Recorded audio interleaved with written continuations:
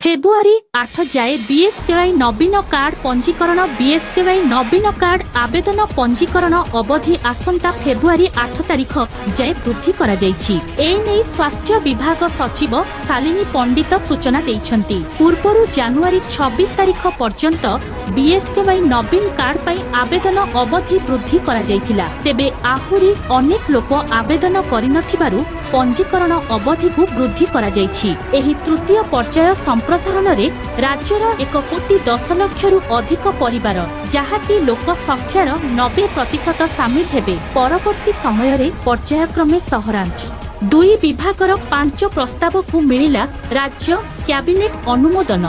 संपूर्ण प्रत्याहार हेला आदिवासी जमी बिक्री अधिनियम। मुख्यमंत्री नवीन पट्टनायक अध्यक्षतार अनुष्ठित राज्य कैबिनेट गुरुत्वपूर्ण बैठक शेष होईछि। राज्य कैबिनेट रे दुईटी विभागर 5टी प्रस्ताव उपरे मोहर लागिथिबा सूचना मिलिछि। आजिर कैबिनेट बैठक रे आदिवासी भाषार संरक्षण एक कमिशन गठन हेबो बोली निष्पत्ति निया जायछि। एथि सहित टेक्नोलोजीर व्यवहार करी भाषार प्रचार प्रसार कराजिबो। 169 जनजाति को आदिवासी मान्यता पाई राज्य सरकार केंद्र सरकारंकु करिबे एने कैबिनेट निष्पत्ति नेइछि। एथि सहित हो मुंडारी सौरा और कुई भाषा को भारतीय संविधानर 8म अनुच्छेद रे सामिल करिबा नै दाबी दोहराइबाकू मध्य निष्पत्ति निया जायछि। अन्यपटे आदिवासी जमी किणा बिका नै पूर्व कैबिनेट निष्पत्ति प्रत्याहार करा जायछि। गत वर्ष नवेम्बर 14 रे राज्य कैबिनेट रे एही निष्पत्ति निया जायथिला,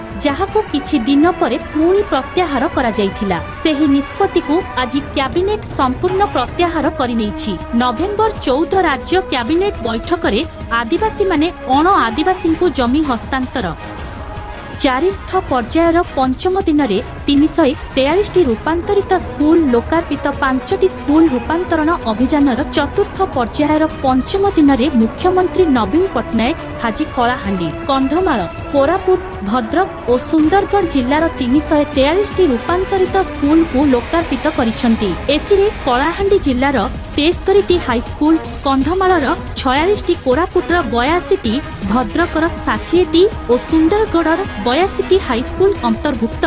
सूचना योग्य जे आज स्कूल लोकार्पण अवसर में मुख्यमंत्री संपृक्त जिलार विधायक, पंचायत प्रतिनिधि, स्कूल परिचालना कमिटी, शिक्षक शिक्षयित अभिभावक मानंकु सहयोग पई धन्यवाद देइथिले। छात्र छात्री मानंकु उद्बोधन देई मुख्यमंत्री कहिले जे रूपांतरित स्कूल रे पिलांक सफल भविष्यत पई सबु सुजोग रहिछि। आजिर पिला माने आगामी दिन रे नुआ ओडिसा सशक्त ओडिशा सारथी हेबे बोली मुख्यमंत्री दृढ़ आशा और विश्वास प्रकट करथिले। मुख्यमंत्री पुणी कहिले जे एबे ओडिशा रे रूपांतरर जुग चलिछि। शिक्षा ही आम समाजर सामूहिक चिंताधारा को उच्च स्तर को नहीं थाए। बड़ खबर ओडिशा मनोरंजन, खेल खबर, देश विदेश, जीवन चर्चा, राशिफल, वाणिज्य, फोटो गैलरी, अपराध, टेक्नोलोजी विशेष।